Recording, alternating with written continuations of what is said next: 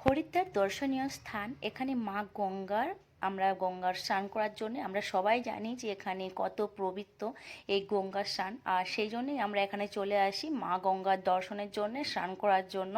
তো এখানে মোটামুটি কি হয়, কি কি হোটেলের কীরকম প্রাইস, বা এখানে কি কি দর্শনীয় স্থান আছে, একদিনের মধ্যে যে আমরা কিভাবে হরিদ্বার ঘুরবো আর কিভাবে ঘুরে কীরকম কি কোথায় পাওয়া যায়, তো সেইগুলোই ডিটেলসে আমি আলোচনা করব তোমাদের সাথে। যারা হরিদ্বার যাচ্ছ বা যাবে ঠিক করেছো, তাদের একটু হলেও উপকারে আসবে এই ভিডিও থেকে। হরিদ্বারের মধ্যে রেলওয়ে স্টেশন আছে, আর হরিদ্বার যে মা গঙ্গার ঘাট, তা সেখান থেকে হরিদ্বার রেলওয়ে স্টেশন 2 কিলোমিটার। আর তার মধ্যেই তো রেলওয়ে স্টেশনের ওখানেই তোমরা সবাই পেয়ে যাবে হোটেল, আর হরিদ্বারের সামনেও কিন্তু তোমরা হোটেল পেয়ে যাবে। তো আমরা চলে গিয়েছিলাম দিল্লি থেকে হরিদ্বার বাই কার, বাট এখান থেকে ট্রেনেও পাওয়া যায়, যেখানে যে অবস্থায়, মানে হয়তো কলকাতা থেকে কেউ আসলে সেখানে কলকাতা থেকেও টিকিট পাওয়া যায়, তাছাড়াও দিল্লি থেকেও অ্যাভেলেবেল টিকিট, মানে সব সময়ই ট্রেন আছে। তো যে যেটাতে যেতে পারবে। তো আমরা চলে গেছিলাম, যেহেতু আমরা দিল্লিতেই থাকি, তো দিল্লি থেকে বাই কার 3 ঘন্টা লেগেছিল। আর স্টেশন মানে ট্রেনে যদি কেউ যায় তাহলেও 3 থেকে 3.5 ঘন্টাই লাগে। আর কলকাতা থেকে এলে 1-2 দিন একদিকে 1.5 দিন এরকম লেগে যাবে, একদিনের মতো লেগে যাবে। তো আমরা যদি কেউ স্টেশনের সামনে থাকতে চায়, তো স্টেশনের সামনেও প্রচুর ওখানে হোটেল আছে। আর তাছাড়া যদি মনে করে যে না, আমরা গঙ্গার সামনেই, মা গঙ্গার সামনাসামনি কোথাও থাকবো, তো সেখানেও প্রচুর হোটেল পাওয়া যাবে। নর্মাল কোনো হোটেলে থাকতে হলে মোটামুটি 300 থেকে স্টার্টিং আছে, 300-400। ধর্মশালা আছে 400-500-র মধ্যে। আর যদি একটু ভালো হোটেল, এসি হোটেল বা যে কোনো একটু ভালো হোটেল, তাহলে 1000-1500 থেকে স্টার্টিং আছে। আর যদি এসি ছাড়া তাহলে 700-800 থেকে স্টার্টিং আছে। তো এইরকম ধরনের হোটেল অনেক কিছুই আছে, মোটামুটি 400 থেকে ধর্মশালা 400 থেকে এরকম স্টার্টিং আছে হোটেলে। একটা রুমের মধ্যে মোটামুটি 3 জন মতো চলে আসবে, ছোট বাচ্চা নিয়ে 3 থেকে 4 জন মতো। 4 জন মানে খুব কষ্টকর ব্যাপার, কিন্তু 3 জন চলে আসবে। তো সেখানে আমি বলবো যে তোমাদের ইচ্ছে মতো, তোমাদের পছন্দ মতো বা তোমাদের সাধ্য মতো তোমরা সেই রকম রুম দেখে নেবে। এখানে আগের থেকে বুক করে আসার দরকার নেই, এখানে এসে কিন্তু অনেক রুম অ্যাভেলেবেল। হ্যাঁ, একটু সময় লাগবে, হয়তো আধা ঘন্টা 1 ঘন্টা রুম দেখতে, কিন্তু রুম এখানে অ্যাভেলেবেল। আর সবথেকে বড় ব্যাপার হচ্ছে এখানে গঙ্গা আরতি, যেটা ভীষণই সুন্দর, যেটা দেখার জন্যই মানুষজন একদম বসে থাকে যে কখন গঙ্গা আরতি হবে। এটা সন্ধেবেলায় ছোটার সময় হয়, আর সকালবেলায় এটা ছোটার সময় হয়, 5:30 ছোটার সময়। তো এটা মোটামুটি 2বার হয় গঙ্গা আরতি। আর নিজেরাও আমরা গঙ্গা আরতি করতে পারবো, যদি কেউ চায় যে আমরা গঙ্গা আরতি করব। এখানে মোটামুটি গঙ্গা আরতি করা যায়, এখানে প্রদীপ কিনতে পাওয়া যায় 20 টাকা দাম। আর যদি ঠাকুর মশাইয়ের কাছ থেকে প্রদীপ কেনা হয় তাহলে কিন্তু ওনারা 70 টাকা নিয়ে নেয়। হ্যাঁ, আর ওনারা মন্ত্রও বলে, সেখানে ওনারা নিজেদের মানে গঙ্গাকে উৎসর্গ করে যে আমরা প্রদীপ দিই, সেটাও ওনারা করে দেয়, কিন্তু তার জন্য 150 থেকে 200 টাকা চার্জ করে। তো সেটা একটু বার্গেনিং করে নিতে হয়। আর তাছাড়াও যদি ভালো ঠাকুরমশাইয়ের হাতে পড়ে যায় তাহলে তো ঠিক আছে, আর যদি না হয় মোটামুটি 150 টাকা মিনিমাম নেবে। 70 টাকা নেয় প্রদীপটার জন্য, আর বাকি যে মানে মন্ত্র উচ্চারণ করে যে মা গঙ্গাকে যে উৎসর্গ করা হলো, তার জন্যে কিন্তু একটা মিনিমাম চার্জ নেয়, সব মিলিয়ে 150 টাকার মতো নেয়। তো রুম হয়ে গেল আর গঙ্গা আরতিও হয়ে গেল। এখানে খাবার দাবার, এখানে খাওয়া দাওয়া মোটামুটি সব কিছুই পাওয়া যায়, কেউ ভাত রুটি যে এটা চায়, তো সেরকম নিজের পছন্দ মতো খাবার খেয়ে নেবে। তারপরে এখানে যে সন্ধেবেলার ভিউটা বলছি, সন্ধেবেলায় এখানে অনেক দোকানদানি বসে, ভ্যারাইটি রকম অনেক কিছু কিনতে পাওয়া যায়। তো নিজের ইচ্ছে মতো কাউকে গিফট করতে হলে বা বাড়ির জন্য কিছু নিয়ে যেতে হলে নিজেদের ইচ্ছে মতো কিন্তু সেই জিনিসপত্র কিনে নেবে। হ্যাঁ, তারপরে কিন্তু আমরা যদি রাতের দিকে এসে পৌঁছাই বা মানে দুপুর দিকে এসে পৌঁছাই, তাহলে সেই দিনটা তো আমরা হরিদ্বারের মধ্যেই কাটালাম। আর যদি সকালেই এসে পৌঁছাই তাহলে সকালে গঙ্গা আরতি দেখে গঙ্গা স্নান করার পরে আমরা কিন্তু পুরো হরিদ্বারটা ঘুরে দেখে নিতে পারবো।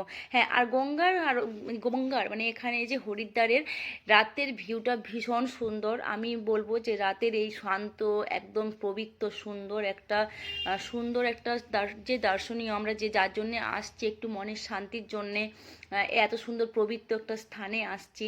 তো আমি বলবো এখানে এই রাতের ভিউটা, এটা মোটামুটি 11:30-12টা নাগাদের ভিউ, যে ভিউটা দেখাচ্ছি, কারণ সব লোকজন ঘুমিয়ে পড়েছে, ভীষণ সুন্দর একটা শান্ত পরিবেশ। এটা এপ্রিলে, তো একটা হালকা হালকা ঠান্ডাও ছিল, হালকা মানে বেশ ঠান্ডা ছিল, একটু মানে ভারী জামা কাপড়ই পরে গেলেও ক্ষতি নেই, কারণ সেই সময় কিন্তু এসি রুমেরও প্রয়োজন পড়ে না, এতটাই ঠান্ডা থাকে। আর এই গঙ্গার জলটা ভীষণই ঠান্ডা, ভীষণ ঠান্ডা। ঠান্ডা। আর এখানে যে বসে থেকে মনটা ভীষণ শান্ত হয়ে যাবে, ভীষণই শান্ত হয়ে যাবে। আর এটা মোটামুটি আবার 3টের সময় খুলে যায় ভোরবেলায়, আর 12টা অবধি এরকম এখানে আমরা কাটিয়েছিলাম। আর এত সুন্দর লেগেছিল জায়গাটা। তো হরিদ্বারে মোটামুটি সকালে যেটা স্নান টান করার পরে তোমরা চলে যেতে পারো।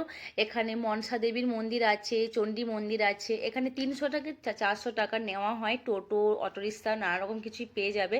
আর তাছাড়াও এখানে টিকিট লাগে মনসা দেবীর মন্দিরে 150 টাকা, আর ওই দুটো মন্দির মিলিয়ে হয়তো 350 টাকা এইরকম একটা টিকিট লাগে।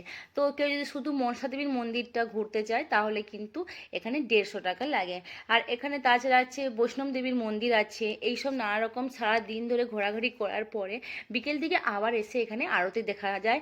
আবার যদি কেউ মনে করে একদিনের মধ্যেই আমি ঋষিকেশ হরিদ্বার ঘুরে তার পরের দিনেই ব্যাক করব, তাও ব্যাক করতে পারবে। বা সকালবেলায় ঘুম থেকে উঠে স্নান করে গঙ্গা আরতি দেখার পরে স্নান করে হরিদ্বারটা যেটা আছে আশপাশগুলো দেখাদেখি করার পরে 12টা 12:30 নাগাদ এখানে আবার খাবার দাবার খেয়ে ঋষিকেশের উদ্দেশ্যে রওনা দিয়ে মোটামুটি আবার 5:30 নাগাদ এখানে ব্যাক করে এখানে যে গঙ্গা আরতি হয় সেই গঙ্গা আরতি দেখে সন্ধেবেলাটা এখানে বাজার হাট যেটুকু জিনিসপত্র কেনাকাটা থাকবে সেগুলো করে এখানে শান্ত এই পরিবেশের মধ্যে কিছুটা সময় কাটিয়ে বেশ ঘুমিয়ে পড়ুন। তারপরের দিন সকালে বাড়ি চলে যান। ব্যাস, একদিনের মধ্যেও কিন্তু এটা ঘোরা যায়। কিন্তু একদিনের মধ্যে যে একটা খুব তাড়াহুড়োর মধ্যে ঘুরতে হয়, যে একটু শান্তভাবে একটু ধীর স্থিরভাবে চলবো, সেইভাবে আর চলা যায় না, তাড়াতাড়ি করতে লাগে। মোটামুটি পুরো হরিদ্বারটা ঘুরতে মোটামুটি বেশ কিছুটা টাইম তো লেগে যায়, 3-4 ঘন্টা তো লেগেই যায়। তো সেখানে মোটামুটি ওই 8টা 8:30 নাগাদ বেরিয়ে পড়তে হবে, তাহলে 12:30 নাগাদ বা 1টা নাগাদ হয়তো ব্যাক করে আবার খেয়ে দিয়ে ঋষিকেশ ঘোরা যাবে। কিন্তু এখানে আমি বলবো যে 2টো দিন সময় নিয়ে আসাই ভালো, কেননা যদি 2টো দিন সময় নিয়ে আসা হয় তাহলে একদিন হরিদ্বারে থাকা হলো, হরিদ্বারটা পুরো আশপাশ ঘোরা হলো, আর সেকেন্ড দিন আমরা ঋষিকেশ চলে যেতে পারবো। ঋষিকেশটা ঘোরাঘুরি করার পরে এসে এখানে আবার এখানে নানা রকম কিছু আছে যেগুলো দেখে বা একটু শান্তভাবে এখানে কিছুটা সময় কাটাতে পারবেন। তো সেইভাবেই দিনগুলোকে উপভোগ করতে পারবে। এটা দেরাদুন স্টেশনের আগের স্টপেজ। তো যদি কারো আরও 4-5 দিন বা 5-6 দিনের প্ল্যান থাকে তাহলে তো ভীষণ ভালো, এখানে দেরাদুনে একদিন কাটানো যাবে। দেরাদুনের আশেপাশে অনেক কিছু ঘোরার জায়গা আছে, সেইগুলো আমি অন্য ব্লগে আমার আছে, সেগুলো দেখে নিতে পারো। আর তাছাড়াও এখানে মসুরি, তারপরে হয়তো দেরাদুনে একদিন থেকে মসুরি 2 দিন বা 1 দিন থেকে মসুরির আশেপাশে 2 দিন তো লেগেই যাবে ঘোরাঘুরি করতে। তারপরে ধেনালিটিতেও অনেক কিছু আছে, সেখানেও ঘোরাঘুরি করে মোটামুটি 5-6 দিনের ট্যুর হলে ভীষণ ভালো। আর যদি কেউ শুধুমাত্র হরিদ্বার ঋষিকেশের জন্য আসে, আমি বলবো 2টো দিন হাতে সময় নিয়ে আসাটাই ভালো, তাহলে শান্তভাবে বেশ ভালো সুন্দরভাবে উপভোগ করা যায়। তো এখানে এত সুন্দর একটা পরিবেশ, যেটা আমি বলবো রাতের ভিউটাকে একদম মিস না করতে। আর হরিদ্বার মানে ভগবান, হরি মানে ভগবান, আর দ্বার মানে দরজা, মানে ভগবানের দরজা। ভগবানের দুয়ারে এসে কিন্তু ভীষণ সুন্দর লাগবে। আর এখানে হচ্ছে বিখ্যাত জিলিপি, লাবড়ি, এইগুলোকে একদম খেতেই হবে, যেটা ভীষণই একদম টেস্টি ছিল। হ্যাঁ, সব দোকানে কিন্তু টেস্টি থাকে না, মোটামুটি আমরা 3-4টে দোকানে খেয়েছিলাম, তার মধ্যে একটা দোকানে খুব ভালো লেগেছিল, বাকি সব দোকানে কিন্তু বাসি অনেক দিনের পুরনো থাকে, সেইগুলোকে ভেজে দিয়ে দিচ্ছে। লাবড়িটা একটা দোকানে আমরা পেয়েছিলাম যেটা কিন্তু নষ্ট হয়ে গেছিলো, বাকি 2টো দোকানে খেয়েছিলাম, সেই লাবড়িটা কিন্তু বেশ ভালো ছিল। তো এইগুলো একটু নিজেদেরকে দেখেই খেতে হবে। আর হোটেলের ব্যাপার যেটা বললাম সেটাই তো, যেটা না আপনারা হোটেলে স্টেশনের কাছেও নিতে পারেন, হরিদ্বারের কাছেও নিতে পারেন, যেটা মানে হরিদ্বার যে গঙ্গার মায়ের সামনেও নিতে পারেন। কিন্তু এটা বাজেট পুরো 6 থেকে 7 হাজার টাকা পর্যন্ত, মানে যে এটাতে নিতে পারবে 300-400 টাকা থেকে স্টার্টিং হচ্ছে, আর শেষ হচ্ছে 3,000, 4,000, 7,000, যে এটা নিতে পারবে। তো সেই রকম সব বাজেটের মধ্যেই রুম পেয়ে যাবেন। আর মোটামুটি এখানে কোনোরকমভাবে যে বুকিং করে আগের থেকে আসতে হবে এরকম ব্যাপারও নেই। আর এখানে সব থেকে যেটা মানে খাবারও ঠিকঠাক, মানে যেটা আপনার ইচ্ছে মতো রাইস, তাছাড়া রুটি, এরকম খাবারও পেয়ে যাবেন। আর এরকম অনেক দোকানদানি আছে যেখান থেকে আপনি অনেক কিছু কিনতে পারেন। কিন্তু একটা জিনিস আমি লক্ষ্য করলাম, যেটা যে শাকটা এখানে দীঘাপুরীর মতো, যে দীঘাপুরীতে আমরা যে এত অ্যাভেলেবেল শাক দেখতে পাই, এখানেও অনেক আপনি শাক দেখতে পাবেন, কিন্তু ওই শাক আপনি দীঘাপুরি যেরকম যতটা ভালো শাক পাওয়া যায়, কিন্তু এখানে ততটা ভালো কিন্তু শাক পাওয়া যায় না এখানে। কারণ আমি একটা শাক নিয়েছি, যদিও অনেক ঘুরে ঘুরে আমার ঠিকঠাক মতো পছন্দ হচ্ছিল না, কারণ আমি পুরী থেকে শাক নিয়েছি ভীষণ সুন্দর, দীঘা থেকে শাক নিয়েছি ভীষণ সুন্দর ছিল। তো যাই হোক, বারবার আসুন এই মা গঙ্গার টানে। আর সত্যি কথা বলতে এলে মন ভালো হবে এটুকু বলতে পারি।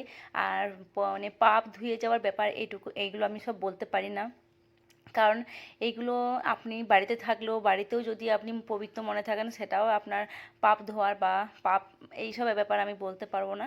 কিন্তু এসে মন ভালো হবে আর মনটা পবিত্র হয়ে যাবে, মনটা ভীষণ ভালো হয়ে যাবে, এটুকু বলতে পারি। তো বারবার আসুন। আর যদি কিছু জিজ্ঞাসা থাকে অবশ্যই আমাকে আপনি কমেন্ট সেকশনে কমেন্ট করে জানতে পারেন। তো আজকের মতো এই পর্যন্ত, দেখা হবে অন্য কোনো ভিডিওতে।